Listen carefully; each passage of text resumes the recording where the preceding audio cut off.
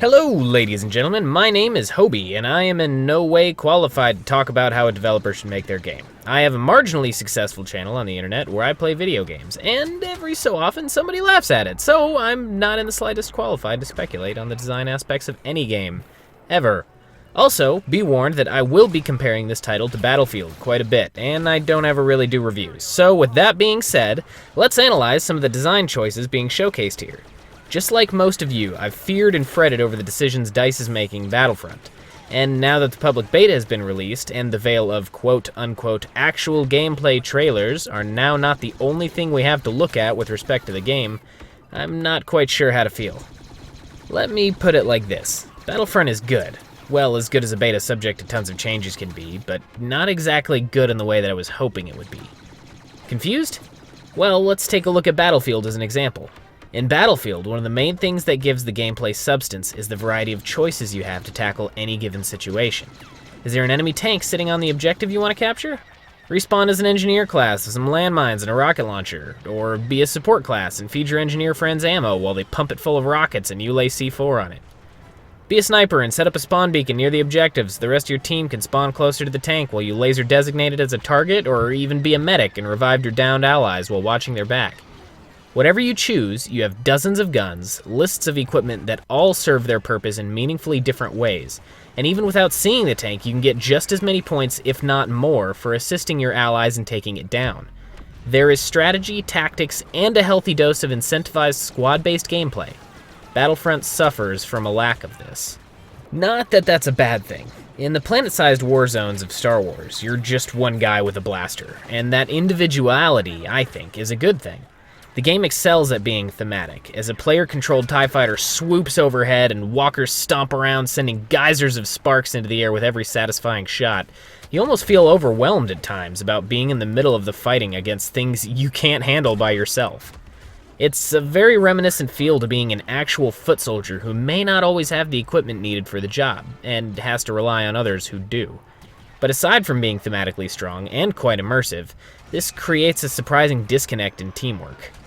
For example, the way equipment works, or hands as they're called in the game, utilizing a deck of cards metaphor, is you can pick from rechargeable abilities and upgrades that cost a charge to use. Early on in the beta, it seems most people carried thermal detonators, a grenade for those not initiated in Star Wars, a cycler rifle, a powerful single-shot bolt-action armor-piercing rifle that does small amounts of damage to vehicles and turrets and large amounts of damage to infantry, and some variation of a third ability as well. Where the real variety comes from is the possibility to pick up random extra abilities from tokens scattered around the battlefield. These range from proximity detonated mines to smart homing rockets, thermal imploders, which is essentially a bigger, more powerful grenade, and orbital bombardments, to name a few. This previously mentioned disconnect is realized when a walker comes stomping around the corner and starts firing into your friends. You realize it needs to be a priority to take it out, so you dash off to the side, avoiding its fire to pick up a power-up. As soon as you get it, it goes into your inventory as a proximity bomb, utterly useless against the walker without some serious luck or ingenuity. The rest of your team can't do much other than try to shoo it away with small arms fire, as nobody was randomly allocated a rocket from the ones that managed to find a pickup. So it stomps off and continues wreaking havoc, taking attention away from the objectives as everyone assumes someone else will have the necessary gear to take it down. There are no rewards for working as a team to take it out, save for an assist when it finally falls, and there's no incentive to vary the loadout that you bring into battle, as your partner serves almost solely as a point for you to spawn on, and not as an ally you want to keep with you for any meaningful reasons. Putting that aside for a moment, there is a system where you can choose to copy the hand that your partner has brought into battle, a system very friendly to new players. You can still have the fun of having good equipment, even from early on in the game when you might not have anything unlocked yet. Back to the main idea here. The large-scale battles can be confusing. There's no sense of a front line, or where the action is thickest, and the map is absolutely no help in this regard. With no systems in place to spot enemies, you're left to wander around until you find a cluster of enemies and assume this is the front. Walker Assault, a game mode where the Imperial team is to protect relay stations from the rebels, it's essentially backwards rush if you've ever played Battlefield, does a decent job of telling you where you should be, but it seems like many players loll around or get caught up trying to do their own thing as opposed to playing the objectives. Having a few hours of this game mode under my belt, I've yet to actually see the Rebellion win. which despite being on the losing side half the time always brings a smile to my face, being the Empire supporter that I am. Bearing in mind that this is still a beta and balancing will be done to even things out, it doesn't bother me so much, but what really does bother me is the lack of variety of gameplay. It seems like it's never intentional what my role should be. It's decided solely by random equipment that's dropped and that you get stuck with no matter how mad you may be with it. Got a turret power-up? Don't like turrets and want a new one? Too bad. You gotta use it first before you can pick up another. That means power-ups will sometimes be wasted instead of left in useful places for other teammates to utilize. I guess my biggest complaint, and don't get me wrong, the game is super fun, is the lack of versatility that games like Battlefield had already brought to the table.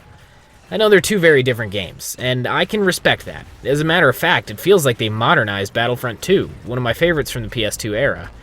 But it feels like a PS2 era idea. Even with the modern twist, I can't help but continue noticing how arcadey the game feels.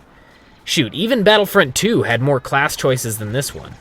I guess I was just wishing they'd taken a bigger page from the Book of Battlefront, if you'll excuse my metaphor. They had a winning formula, and with some tweaking, I believe it could have been a different enough game to provide a fresh experience while still capitalizing on all the things they'd been doing so right for so long. I loved hopping into vehicles with my friends in Battlefield, and then, going to help take out objectives, and now you can no longer get in vehicles or even pick a spawn point right out of the menu. Vietnam DLC for Bad Company added plenty of variety and fun new theming into the game, but still kept the best parts of its predecessor. Is it too much to ask for something like that? Maybe? With all that being said, I'm probably still gonna buy the game. Is it fun? Heck yeah, it is. Seriously, did you see all those lasers flying around? And the Walker was all like... Am I excited about zipping around through the forests of Endor on a speeder bike and wrapping a tow cable around the legs of an AT-AT in my snowspeeder? You better believe it! I guess maybe my expectations were just a little far off from what they should have been. And seriously, there have been many times where a game has killed off its own IP trying to give the fans exactly what they wanted. So, what do I know? DICE, we salute you for making an awesome game, and here's hoping that it will get even more awesome in the end. Thanks for listening to me rant, guys, and I hope this has enlightened some of you that are still forming decisions on the game. Don't let the current state of the game make or break your decision on whether or not you should get it. It's largely a preference thing, and again, I'm sure there will be many changes before everything is said and done. Thanks for watching, guys, and stay tuned for more content.